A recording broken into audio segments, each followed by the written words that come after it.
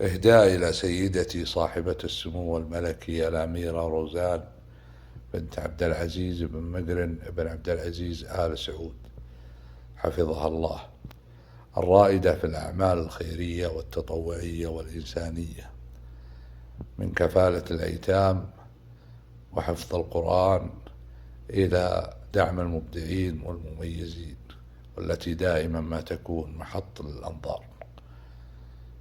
صاحبة الأيادي البيضاء على الجميع وعلي أنا شخصيا. في حضورك كل ما حولك يدور، في فلك حسنك وحسنك مركزه، كنك الآية تأملها الحضور، وكني الكافر يناظر معجزة.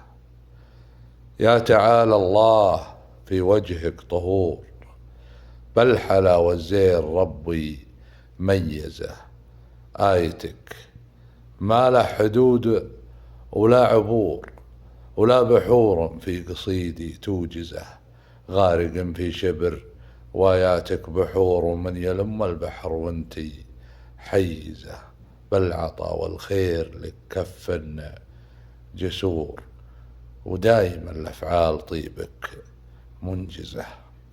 عمر البايح.